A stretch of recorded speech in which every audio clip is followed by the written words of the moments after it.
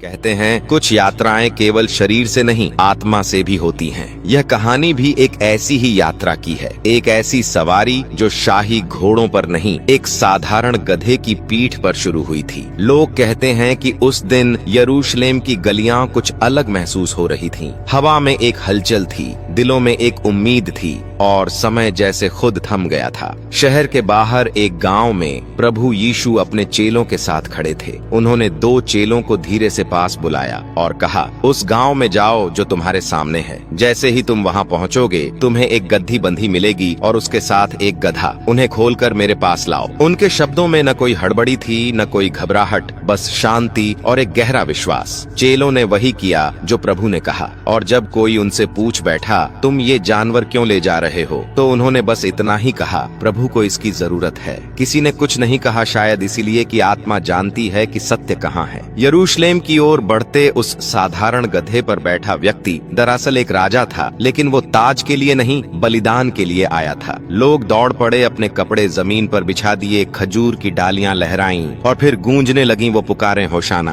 दाऊद के पुत्र को धन्य है वह जो प्रभु के नाम से आता है। पूरा शहर जैसे एक गूंज में डूब गया था। बच्चे मुस्कुरा रहे थे, बूढ़ों की आंखों में आंसू थे और जवानों के चेहरों पर चमक। वो जानते थे कि कोई असाधारण बात घट रही है, लेकिन सबके बीच एक छोटा लड़का था जो भीड़ में अपनी माँ का हाथ खो बैठा था। वह चारों ओर देखता रहा, चिल्लाता रहा, माँ माँ, लेकिन कोई जवाब नहीं आया। और फिर उसने किसी से टकराया। वो ऊपर देखता है और उसका सामना होता है उस व्यक्ति से जिसकी आंखों में आसमान की गहराई थी और चेहरे पर परम शांति। प्रभु यीशु ने उसकी ओर देखा, मुस्कुराए और धीरे से कहा, डर मत, मैं तेरे साथ हूँ। लड़के का डर जैसे वहीं खत्म हो गया। उसकी सांसें धीमी हुईं, दिल शांत हो गया। उसे समझ नहीं आया कि ये व्यक्ति कौन है, लेकिन उसका दिल जानता था ये कोई साधारण मनुष्य नहीं है। उस दिन केवल एक राजा यरूशलेम में प्रवेश नहीं कर रहा था, बल्कि आशा, शांति और प्रेम का अवतार इंसानियत के लिए अपने प्राण देने चला था। लेकिन हर कोई इस प्रेम को स्वीकार करने के लिए तैयार नहीं था। मंदिर के अंदर कुछ ऐसे लोग भी थे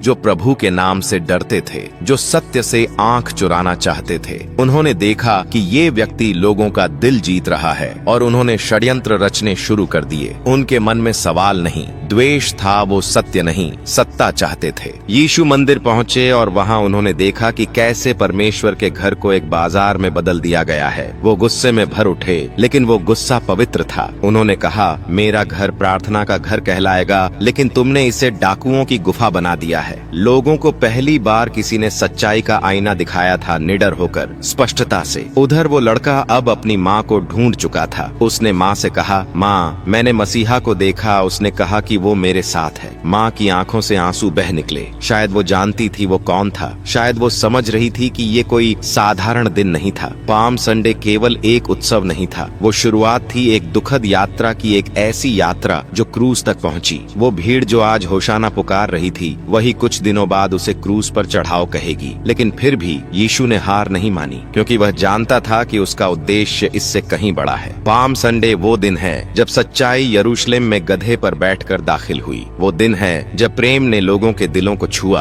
और अंधकार ने उसके खिलाफ साजिशें रची। लेकिन यही दिन हमें सिखाता है कि सच्चाई कभी हारती नहीं। पाम संडे एक याद है, एक संकेत है कि राजा आ चुका है, पर वो युद्ध के लिए नहीं, बलिदान के लिए आया है। और आज भी जब हम खजूर की डालियां लहराते हैं तो हम सिर्फ एक घटना को नहीं याद करते, हम उस प्रेम को याद करते हैं जिसने बिना शर्त सब कुछ दे दिया।